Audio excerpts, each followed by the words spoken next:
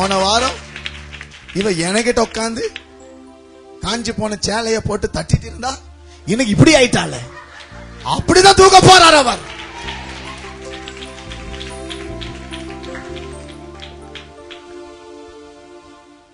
திரும்ப ஒரு முறை பார்த்து செக் பண்ணிக்கொள்ளுங்க பக்கத்துல இருக்கவங்கள. ஏன்னா நீங்க அடுத்த வாரம் அவங்க கிட்ட உட்காருவீங்களா தெரியாது, அவங்க எங்கேயோ போறாங்க. அதுல எப்பவுமே அவங்களுக்கு கொஞ்சம் ஃப்ரெண்ட் பிடிச்சுக்கொள்ளுங்க. அவங்க கொஞ்சம் இவன் சொன்ன ஜொனத்தான், நீ கொஞ்சம் ராஜாவாகும் போது எனக்கு கொஞ்சம் இடது வலது எனக்கு கொஞ்சம் இடம் கூட சொல்லி பக்கத்துல நல்லா பாருங்க, நல்ல ஃப்ரெண்டா வச்சுக்கொள்ளுங்க. ஏன்னா அவங்க எங்கேயோ போறாங்க. பாருங்க, நீங்க எல்லாம் பார்க்க மாட்டீங்க, நீங்க என்னைய பாக்குறீங்க. என்னன்னா எல்லாருக்கும் முன்னாடி இவர் எங்கேயோ போறாரு போல. நிச்சயமா தான் போயிட்டு தான் இருக்கிறேன். ஏற்கனவே நம்ம இருக்கிறதே பெரிய இடத்துல தான். ஹல்லேலூயா. நம்ம ரேஞ்சே ஒரு வித்தியாசம் தான். ஹல்லேலூயா. அவன் நம்ம காக்கோட எல்லாம் பழகிறது இல்ல. சில கேட்பாங்க, என்ன பாஸ்டர் அடிக்கடி அங்கெல்லாம் வர்றது இல்ல. நம்ம ரொம்ப வித்தியாசம். கழுகுகளோட தான் நான் சேருவேன். ஆமென். அப்ப அவர் வேகமா தூக்குறாரா. அந்த வசனத்தை திரும்ப வாசிங்களேன். கழுகு தன் கூட்டை கலைத்து தன் குஞ்சுகளின் மேல் அசைவாடி தன் செட்டைகளை விரித்து அவைகளை எடுத்து அவைகளை தன் செட்டைகளின் மேல் சுமந்து கொண்டு போகிறது போல கர்த்தர் ஒருவரே அவனை வழி நடத்தினார். எப்படி வழி நடத்தினார்? எப்படி? இப்ப கழுகுன்னு சொல்றோமே, இவர் எப்படி வந்தாரா? நான் சொன்னேனே, தத்தளித்து உடையிற மாதிரி இருக்கும் போது அந்த ராத்திரியில் அவர் வரலன்னா இன்னைக்கு நம்ம உயிரோடு இருந்திருக்க மாட்டோம். ஆமென். சரி, வேகமா பார்ப்போம். எப்படியா? வாசிங்கள். பூமியில் உள்ள உயர்ந்த ஸ்தானங்கள் மேல் அவனை ஏறி பூமியில் உள்ள இந்த கழுகு எங்க கொண்டு போய் நிறுத்துதா உங்களை? பூமியில் உள்ள உயர்ந்த ஸ்தானங்களில் உங்களை ஏறி வர பண்ணுகிறார். யாரும் கை தூக்கி ஆமென் சொல்றீங்களே? பிள்ளைகளை நீங்க எங்க இருக்கணும்? கர்த்தர் உங்களை இந்த வருஷம் உயர்ந்த ஸ்தானத்திலே கொண்டு வந்து நிறுத்துவார். உயர்ந்த ஸ்தானத்திலே, உயர்ந்த ஸ்தானத்தில் ஏறி வர பண்ணி வயலில் விளையும் பலனை அவனுக்கு புசிக்க கொடுத்தார். பொருளாதாரத்தில் இந்த கழுகு என்ன செஞ்சா? உனக்கு எல்லா பொருளாதார ஆசீர்வாதத்தையும் கொடுத்து கண்மலையில் உள்ள தேனையும் கற்பாறையில் இருந்து வடியும் எண்ணெயையும் அவன் உண்ணும்படி செய்தார். என்ன சாப்பாடா? என்ன சாப்பாடு? அந்த மீன் குழம்பு. போன வாரம் அதே சூடாக்கி கடைசி அந்த மீன் குழம்பு அப்படியே சூடாக்கி அந்த கடைசி பழைய மீன் குழம்பு. Pastor super pastor. ஒரு வீட்டுக்கு விசிட்டிங் போனேன். சரியா 2 சப்பாத்தி வாங்கி வச்சிருந்தாங்க. முத நாள் சொல்லக்கூடாது, அடுத்த நாள் சொல்ல நினைச்சேன். நான் ஒரு வீட்டுக்கு விசிட்டிங் போன போது 2 சப்பாத்தி. எனக்கு சப்பாத்தி பிடிக்கும் நான் நேரமே சொல்லி இருந்தேன். எத்தனை சப்பாத்தி? 2 சப்பாத்தி. என்ன சொன்னாங்க? பாஸ்டரும் கொண்டு வைஃபு கொண்டு. சாப்பிட்டு முடிச்சுன்னு கேட்கிறேன், சிஸ்டர் சப்பாத்தி கொண்டாங்க. சப்பாத்தி இல்ல, கஞ்ச பிசுன்னு சொன்னேன். ஒரு பாஸ்டர் வந்தா நீ ஒரு சப்பாத்தி தான் சுடுவியா? அல்லேலூயா. சிலர் பாருங்க, அந்த மீன் அந்த 2 நாள் 3 நாள் அதே சூடாக்கி அந்த கடாயில இருக்கிற அந்த அந்த அந்த அந்த அந்த அந்த அது அப்படியே அந்த சப்பாத்தில அந்த கடாயில அப்படி தேய்ச்சி சாப்பிடுவாங்க. ஆண்டவர் சொல்ற, அப்படியெல்லாம் நான் உனக்கு சாப்பாடு தர மாட்டேன். கண்மலையில் ஒரு உயர்ந்த இடத்துல கர்த்தர் வைக்கிறார்.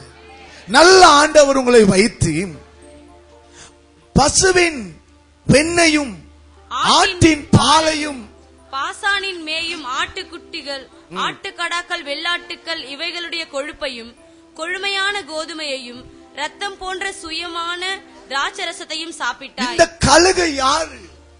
தேவன் உங்களை பார்க்கும் போதே ஒரு சாதாரண ஒரு இடத்தில் வைக்க முடியாது. கழுகு தன் குஞ்சை சாதாரண ஒரு கீழே வைக்க முடியாதாம். அவர் பெரிய கழுகா இருந்தால் அவர் எங்கே வைக்கிறாராம்? கழுகு எங்கே இருக்குமோ அங்கே தான் நானும் இருக்க போகிறேன்.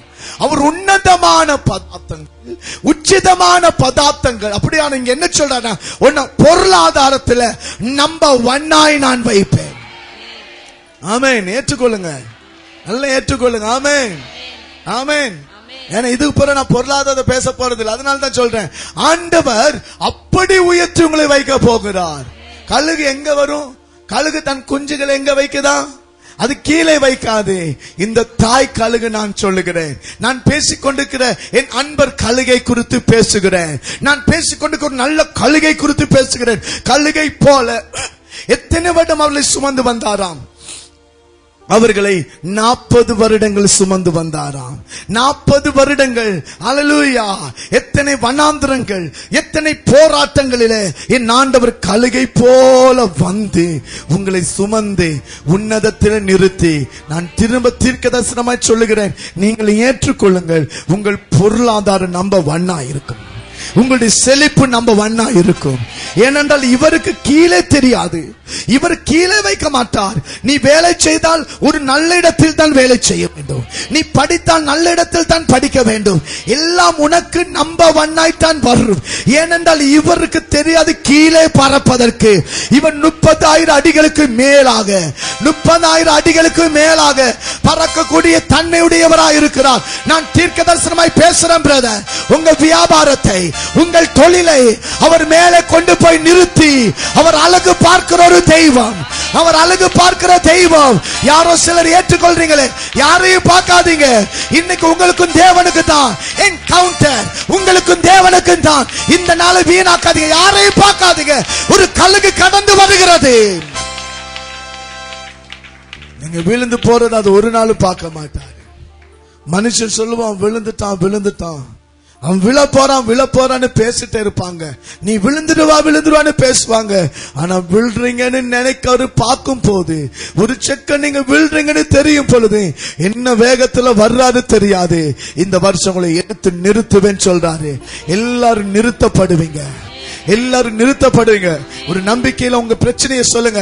இனி அந்த பிரச்சனைக்கு இல்ல, நான் நிறுத்தப்படுவேன். சொல்லுங்க, நீங்க பேசுங்க. நான் நிறுத்தப்படுவேன். சத்தமாய் சொல்லுங்க. சத்தமா கை தூக்கி சொல்லிட்டே இருங்களேன். ஆமென், ஆமென். உன்னை உண்டாக்கினவர், உன்னை சீர்சித்தவன், அவர் முன்னே நடந்து செல்கிறார். தீங்கு என்னை ஒன்றும் செய்யாதே. நல்ல கைதட்டி.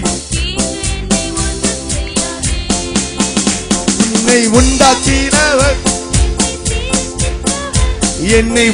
நல்ல கை தட்டுங்க. இன்னும் வார்த்தைகள் இருக்கிறது. முன்னே நடந்து செல்கிறார். தீங்கு என்னை ஒன்றும் செய்யாதே. தீங்கு என்னை. சரி, அப்ப இந்த கழுகு என்னை உயரமான ஸ்தலத்துக்கு கொண்டு போய் நிறுத்தும். இந்த கழுகு சுமக்கிற கழுகு இப்பொழுது வேகமாய் அடுத்தது ஆண்டவர் யாரைய போடுறாரு? கர்த்தருக்கு காத்திருக்கிறவர்கள் புது பலன் அடைந்து கழுகுகளை போல செட்டைகள் அடித்து உயிரே எழும்புவார்கள். ஒன்னு தெரிஞ்சுக்கொள்ளுங்க, நீங்க எழும்புறது நிச்சயம். எழும்பிட்டீங்க நீங்க. ஹல்லேலூயா. இந்த சபை கர்த்தருக்கா எழும்பி விட்டது. ஹல்லேலூயா. புதிய பலன். முதலாவது ஆண்டவர் என்ன செய்கிறார்? எனக்கும் உங்களுக்கும் ஆண்டவர் ஒரு புதிய பலனை தரப்போகிறார். இதுவரைக்கும் இல்லாதொரு பலனை இந்த வருஷம் தரப்போகிறார். அது பரிசுத்த ஆவியின் வல்லமை என்கிற பலன். எந்த பலத்தினால நீங்க இருக்கிறீங்க பாஸ்டர்? அது தேவ பலன். சொல்லிட்டே இருங்களேன். அவருடைய பலத்தினால தான். ஆள் பலன் அல்ல, மனுஷ பலன் அல்ல. கர்த்தர் சொல்லுகிறார், நான் உனக்கு ஒரு புதிய பலனை தரப்போகிறேன். உயிரை பறப்பதற்கு புதிய பலனை தரப்போகிறேன். எழும்ப முடியாம இருக்கிற உங்களுக்கு, இனி எழும்புவேன் என்று சொல்ல முடியாமல் இருக்கிற உங்களுக்கு அவர் புதிய பலனை இந்த வேளையில தீர்க்க தரிசனமாய் சொல்லுகிறேன். இந்த பரிசுத்த ஆவியின் வல்லமை உங்களுக்குள்ள புது பலனாய் வரப்போகிறது. கர்த்தாவே, நீ சொன்னதை நான் சொல்லிக் கொண்டிருக்கிறேன். பேசும் பொழுது ஒரு புதிய பலனை எழும்பட்டும். புது பலன். அடுத்ததாக